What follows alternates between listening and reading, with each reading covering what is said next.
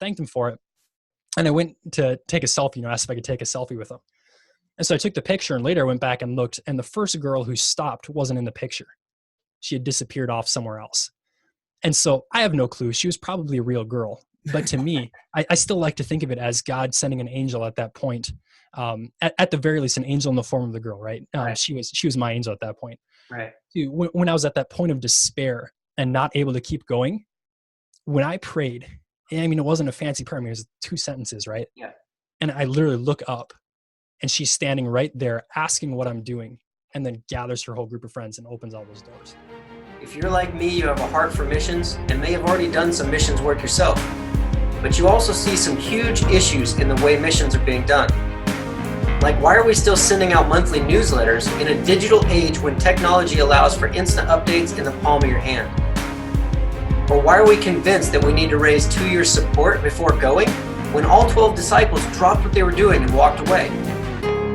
Or why are we allowing denominations to decide who can and cannot go do what God is calling them to do just because of things they've done in their past? And at what point did we brand following Christ to be a life of scarcity and sacrifice when it's truly a life of abundance and privilege?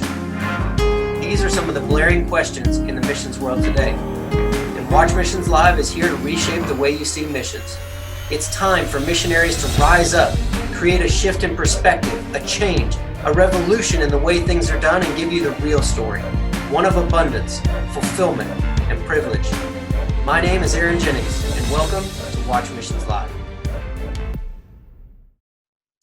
Hey everybody, Aaron with Watch Missions Live, and again, episode 3 in the Ukraine with Isaiah Malstead. How's it going, man? Good. How you doing? Excellent. Another day, another beautiful day. Yeah. So Ukraine. Just like episode 2, we're not going into the full introduction. You can jump back to episode 1 for that one. Mm-hmm. But so tell us about the Ukraine trip. How'd you kind of end up getting connected and going on to that one? Where'd that start? Yeah. So in the last one, you mentioned how, the first trip I took to Romania, it was through a trip with our church. Then the second trip to Guatemala was some folks I had met, relatives, people we knew that we set up and went on a trip. Ukraine was different, and it was interesting because this was by far the most, I guess you could say, fly by the seat of your pants trip I had taken up to that date. My favorites. Yeah. And so it happened, I think it was, December or something. We got a magazine, a Christian ministry magazine, and Mom was flipping through it and saw an article about this ministry in Ukraine. And so she looked at it and saw that they had every summer an opportunity for young men to go minister over with them in their ministry. And so she showed me the article and said, "Hey, I think you should consider this." I was like, "Yeah, whatever," and that was about it that I thought of at that point. It's like, I don't want to go to Ukraine. I don't know anybody. It's, why would I go? Right. And so I kind of put it out of my mind, but it kind of kept recurring. I was on the email list for that ministry. And so, maybe a month later, they sent an email talking about this upcoming opportunity. Mm-hmm. The next magazine that came out, it had another blurb about it. And just stuff kind of kept popping up, reminding me about it and making me think about it. And I think it was sometime after the first of the year, I was finally like, "Okay, Lord, you've been like popping this thing into my mind for quite a while now." I said, "Here's what I'll do. I'll fill out the application. I'll send it in. If you want me to go, I'll go. If you want me to go, just get me approved and I'll go. And if not, have them refuse my application." And so that's what I did. I filled it out, sent it in, and figured, I guess we'll see. And turns out, a week later, got the application back and I was accepted. I was like, "Oh shoot, no, I'm going." So it was for 6 weeks in a country I'd never been to. I'd never met a single person from the ministry, and I didn't know a single person who was traveling from the United States there. And so I'm a naturally outgoing person, so it wasn't like the end of the world, but it's still, at that point I was, I think I was 17 years old that trip. So I was wrong on my last episode where I said Guatemala I was 17. I was actually 16 on that trip. Okay. I was 17 on my trip to Ukraine. And so 17-year-old guy, first time traveling out of the country with no family members, because Guatemala had my brother with me. And I was going for 6 weeks. And so it was my first taste at a longer term trip.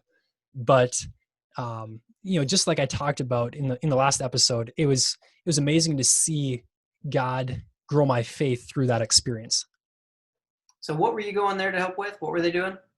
So they have a multifaceted ministry. The main part of the ministry that they have is they run a Bible correspondence course through the book of Genesis.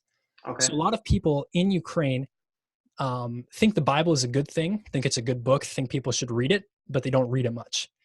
And so basically the premise behind the Sounds like correspondence here. course. Sounds like America too. Yeah. Yeah. So the premise behind the correspondence course was, hey, it's a good book. You agree it's a good book. You should, go through this course and learn more what it's about. We'll go through the first book of the Bible and you can learn more about this, big piece of history and the story of, how the world got to where it is today.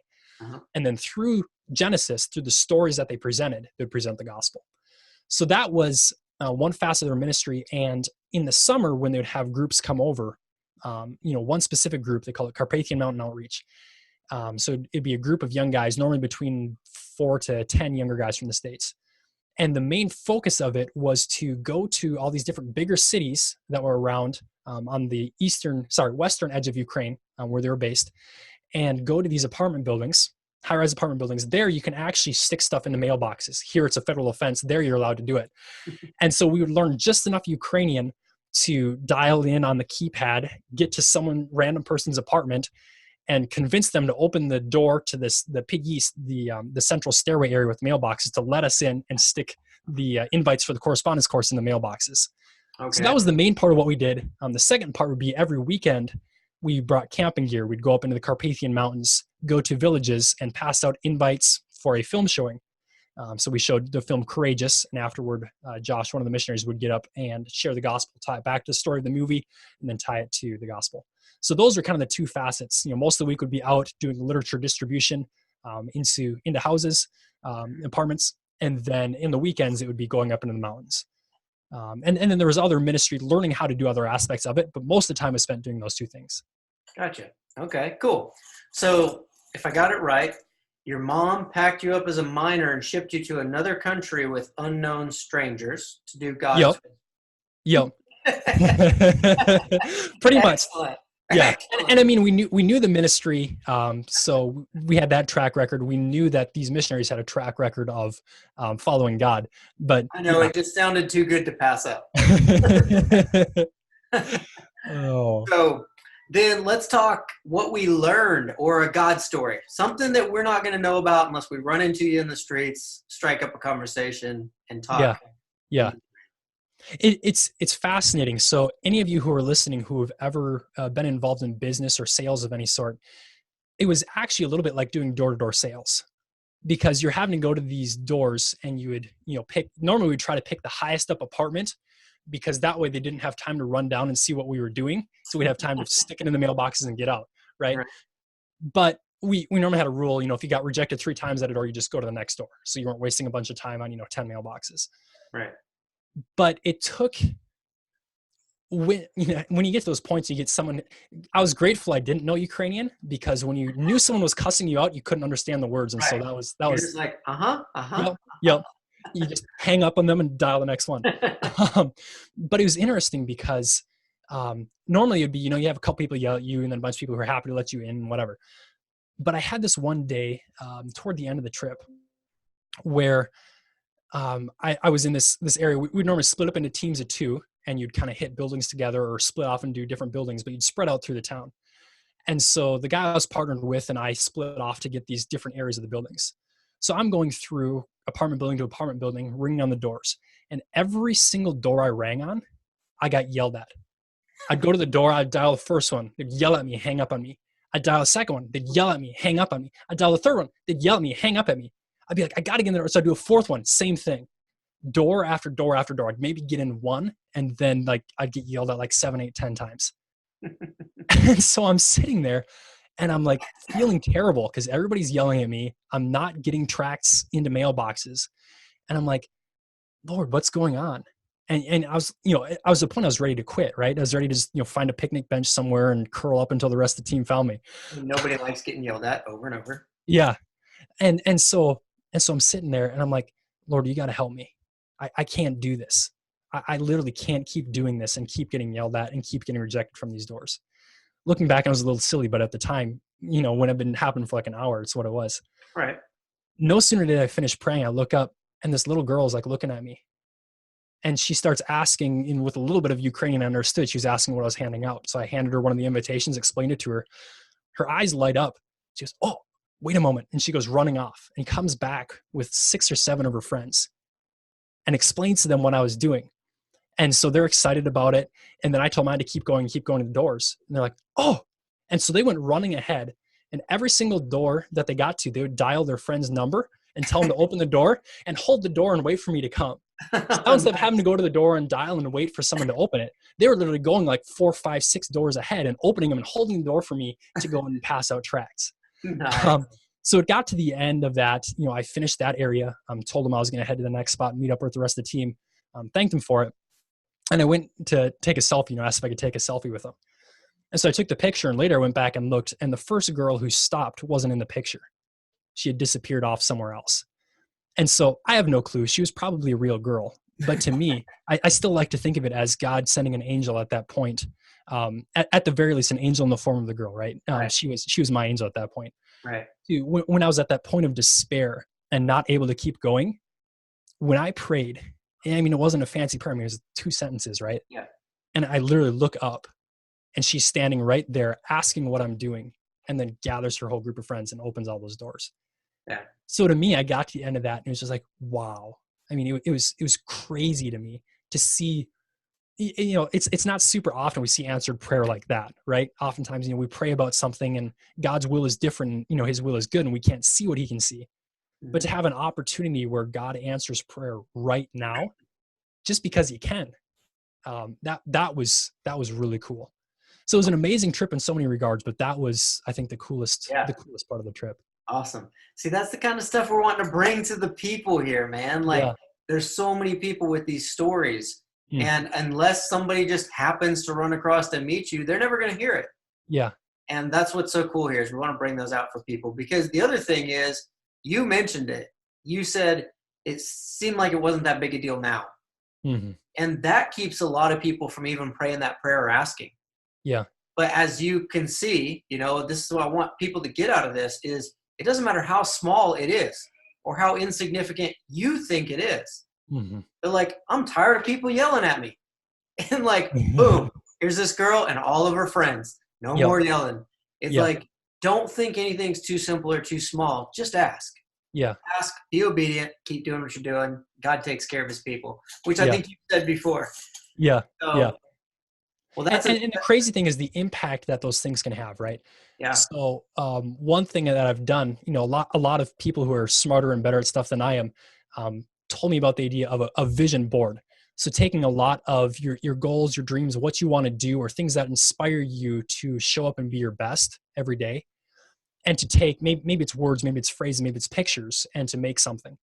And so I have, a board with a number of pictures on it. Some of my favorite sayings, words that help me remember what I should be doing every day. And the picture that is top, front, and center is that picture, that selfie I took with those kids. Because every time I look at it, it reminds me of God's faithfulness. And when you have those times, those questions and those doubts, when you have those points in your life where you're like, is God really real? I know you're real, but you're not showing up. Are you real? When we can look back at those times where God did move and answered in such clear ways, for me, every time I look at that, it reminds me of who God is. Mm-hmm. Awesome. So that's why I love what you're doing with this podcast here, Aaron, is you're sharing those stories as reminders for each one of us, right? It's like setting up those stones alongside the way where God did mighty things, where we can come back and look and be reminded of how God works. Exactly. Because 2 things, you just got to live through it again, which I know for you has got to be awesome. Yep. It was awesome for me to hear it. And now that picture that reminds you of God's great, faithfulness on your wall. Mm-hmm. Now this story is going to remind a bunch of other people as well, right where they're at. So yes, that's exactly why we're here. Yeah. And that sounds like a good place to end episode 3 and jump over to episode 4. If you want to keep hearing the stories from Isaiah, he's going to jump into Israel on the next one. So let's say goodbye here, and we'll catch you guys on the next one. All right. We'll see you on the next one, guys. Hey, thank you for your time. Please remember to rate and subscribe. After being a full-time missionary, I got tired of people looking at me like it must be really hard to do what you do. And they'd say things like, I'd love to be able to do something like that, but insert excuse. When the real reason was because they saw what we were doing as a sacrifice. That to do missions work, they would have to give up everything. That quite honestly was forcing them to do things they didn't like, for people they couldn't stand, so they could afford things that they didn't need.